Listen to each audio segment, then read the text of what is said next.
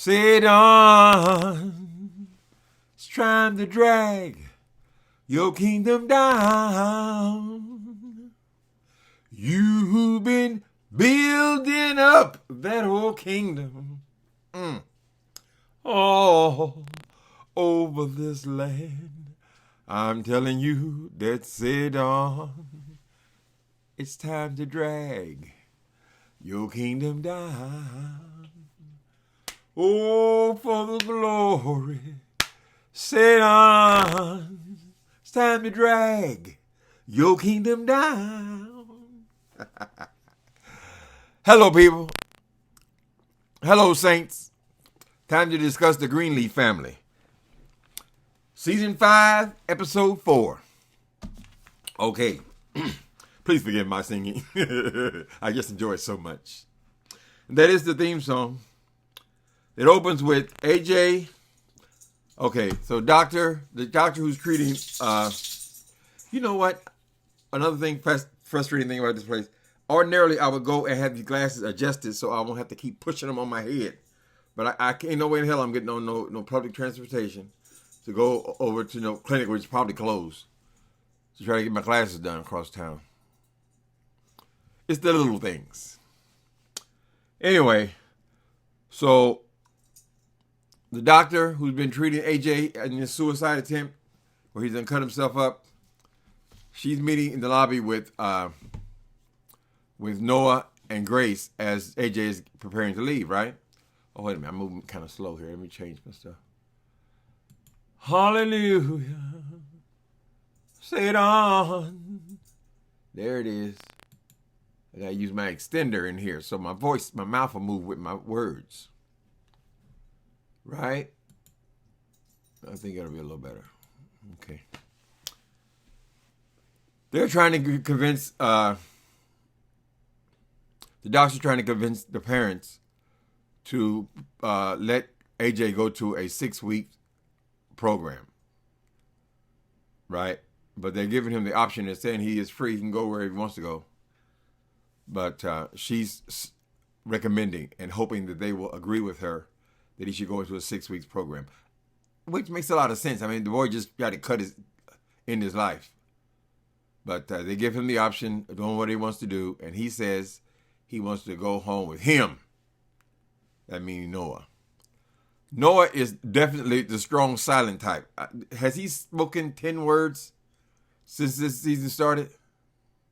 Anyway, he wants to go with him. They haven't shown us much of the relationship between Noah and the son, who we never knew he had. Right? There hasn't been a lot of dialogue between them. So he chooses to go with him. Of course, that hurts her feelings. She's been doing everything she could to get close to this kid. We still don't know if it's really her son or not. You know, last week they did expose that.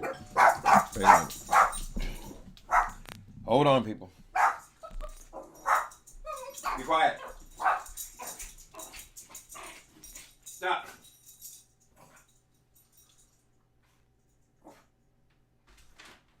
Hey. Oh, thank you. How you doing? I'm doing good. How are Can you you? put it down here? Yeah, I know how. So I just. I'm on my show. I'm on my show. Hi, cutie. Thank you. Hi. All right. Thank you. You're welcome. Oh, for the glory. Hallelujah. Okay. Y'all say hello to my boy. Hey, boy. How you doing, boy?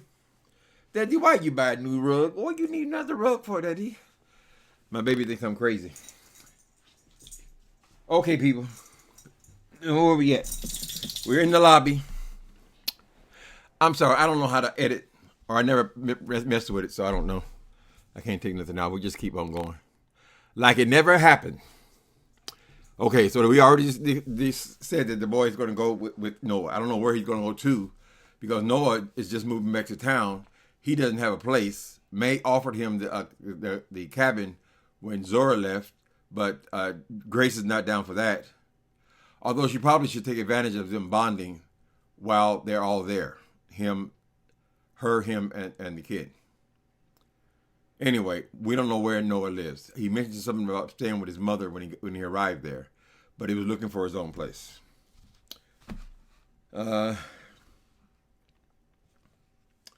Bishop and May are extremely angry with Jacob for now he done went and brought this other woman into the picture, who is basically Skank's sister. Noah has went and talked to dug the woman up and told her about these wills, right? The woman had no idea about anything about any wills, right? But he's trying to clear things up, I guess. Bishop is angry because he thought he's actually killed somebody. You think I'm a murderer? And now you're involved this other woman. So they're both very angry at him for even digging into this thing. You should have left it alone. Now you got this girl knowing the situation, which no doubt means that other girl, what was the other sister? Whatever her name was. And I think probably Basie is still alive. He's just hiding out from these gangsters.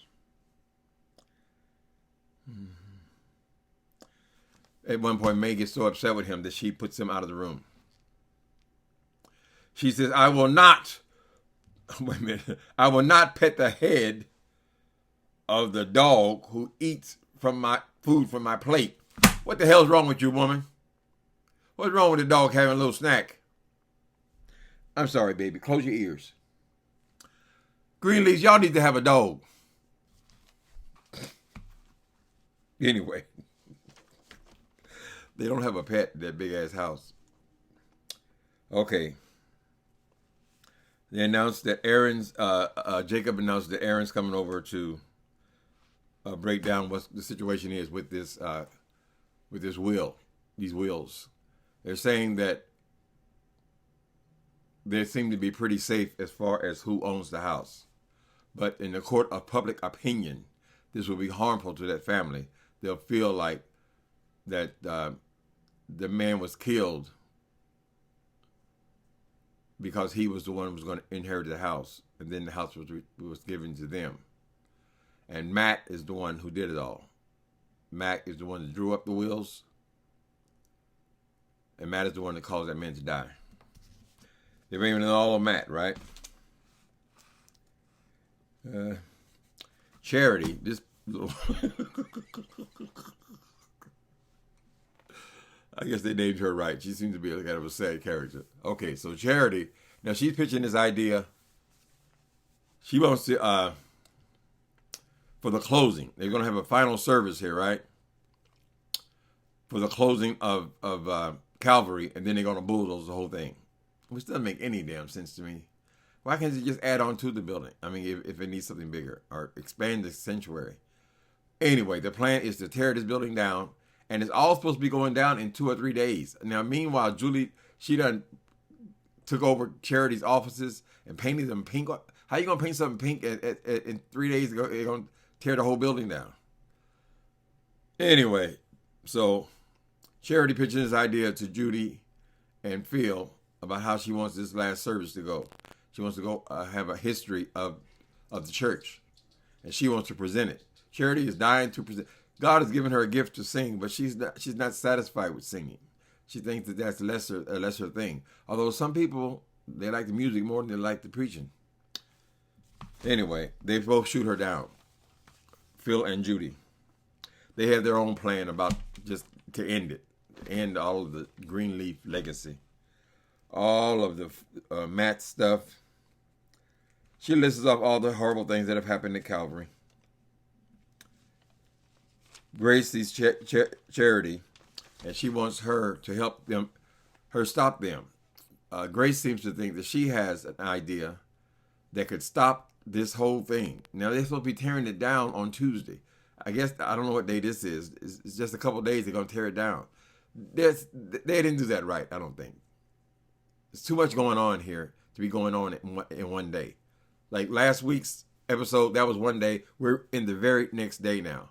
And then I guess a day later, it's going to be torn down. They were moving everything out of the church, but the church still seems lovely decorated. I don't know.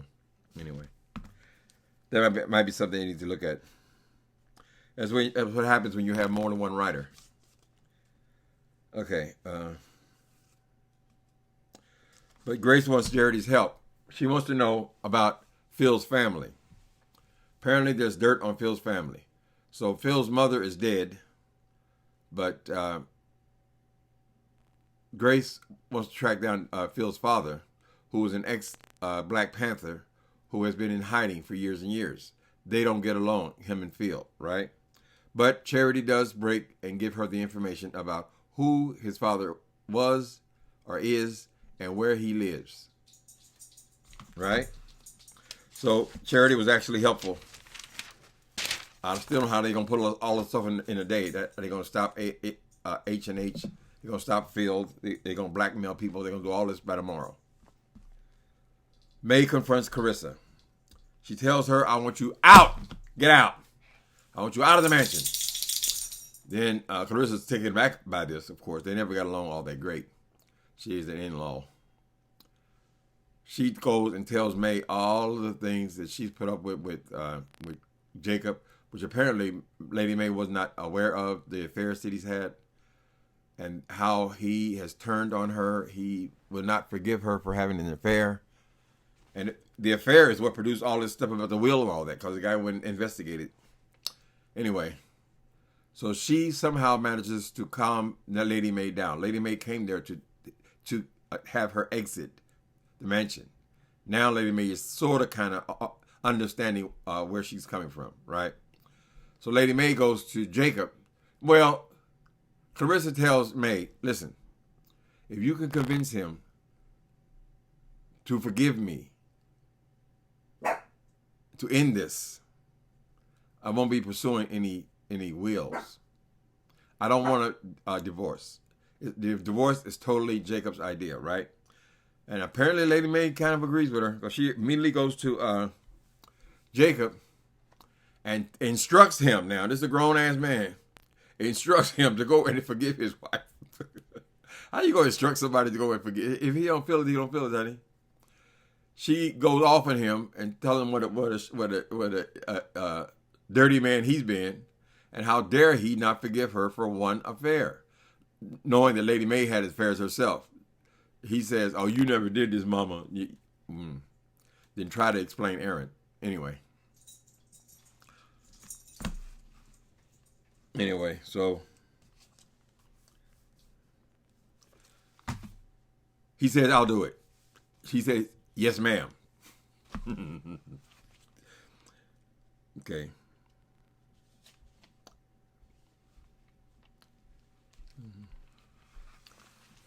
Okay. Grace calls Phil's father.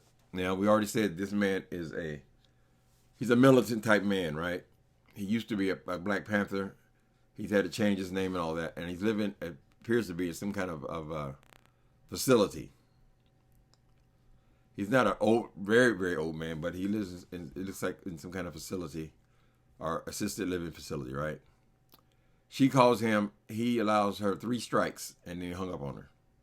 So she didn't get very much information from him, not yet. But why would they introduce him if the information wasn't forthcoming?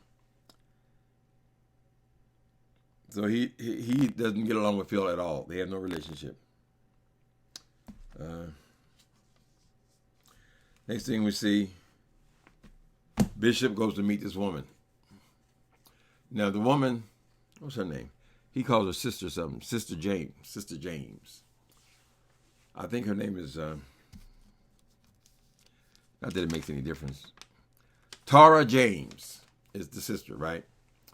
This is basically Skank's sister, and also that other woman. Rochelle is her name. And Rochelle. Now, nobody suggested Rochelle is dead, right? But what we do know is after this woman and Bishop come together. No, I'm getting ahead of the story. We don't know what this woman's relationship is with her other family members right now. We still have not seen no dead body. We don't know if Skanks is dead or not. All we know is he was running from these gangsters, and then he appears to be dead. Someone told them that he's dead.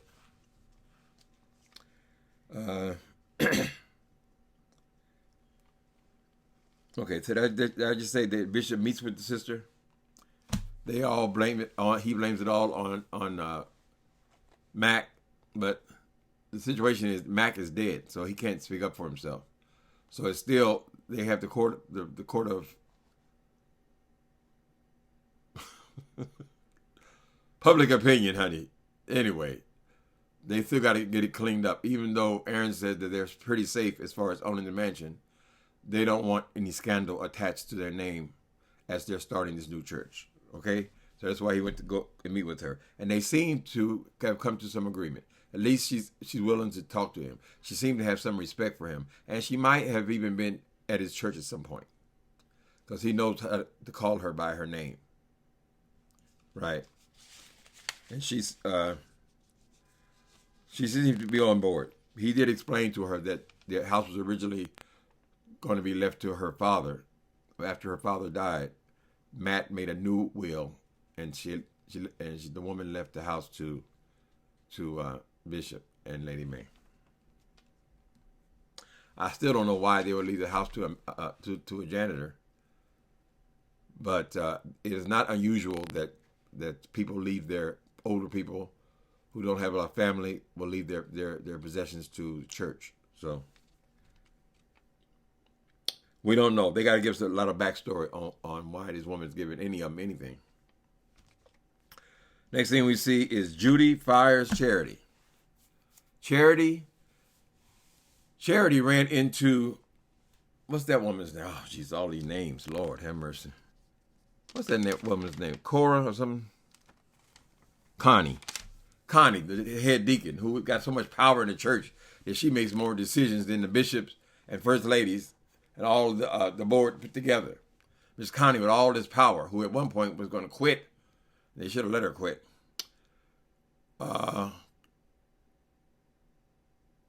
Charity runs into her, and she tells her spin about what she wants to do for the last service. Connie says, "Oh, I don't think so. I don't want to hear her. I don't agree with that at all." And so she goes and tells Phil and Judy, and Judy comes into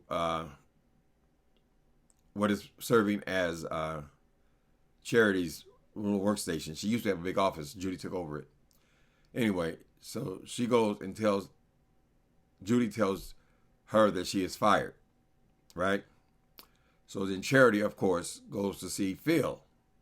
And Phil says, "We don't like that move you made with trying to convince Connie and going against our wishes. But I have stopped Judy. She's not going to pursue your firing." And Charity tells them that she quits.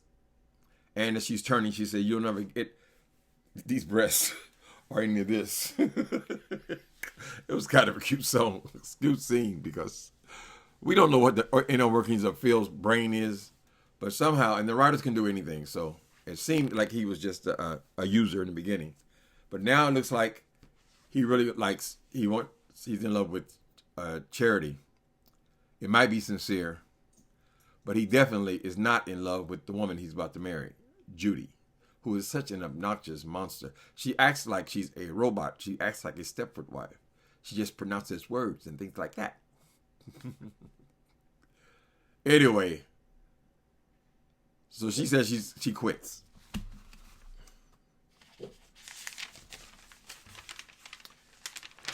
Next thing we see, Jacob goes to follow his mother's instructions. His mother said, "Go and make up with that woman. You will take her back, and we will end all this foolishness." He goes and tries, and he cannot say it, because he does not want to be married to her anymore. Now, he says it's got nothing to do with the cheating incident. He says, just to go back into that us. Jacob is ready to go. So even though he goes to confront her, she tries to prompt him what to say, what you want to apologize for, and all this kind of stuff. But how you going to be blackmailing somebody to love you, honey? That's crazy as hell. He is so filled with disgust with her that he can't say it. And then she says she's going to drop this will situation, because she knows Lady May will make sure he does the right thing by her and her children. All right.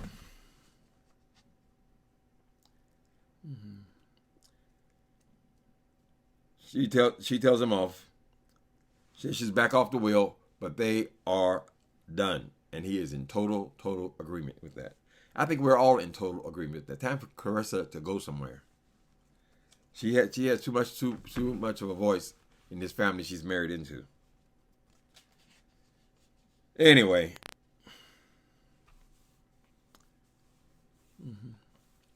the girls, Zora and Sophia, are being playful, and they're trying to convince AJ to stop. He does seem to like the girls, which are basically his age. The girls would be his cousin and his sister, right? They feel like they've got him convinced that he can stay there. But Grace comes into the room. She wants to talk to him. He says, no, I'm not through. I'm going to go stay with my father. They haven't told us where the father stays. Is he going to bring the boy to his mother's house? I don't know. But Noah is supposed to be actively looking for an apartment. So I guess it could happen very quickly. But all of this stuff is all happening now in 1 or 2 days. When we first started this season, they were like 3 days the church is going to be gone.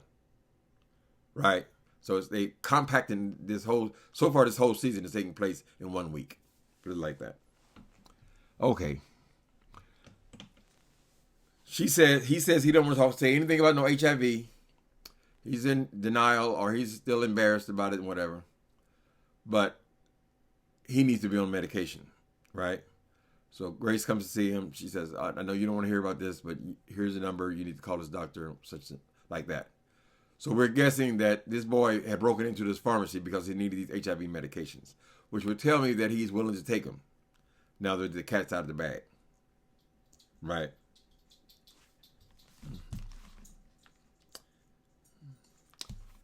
As she gave me information, he barely speaks to her.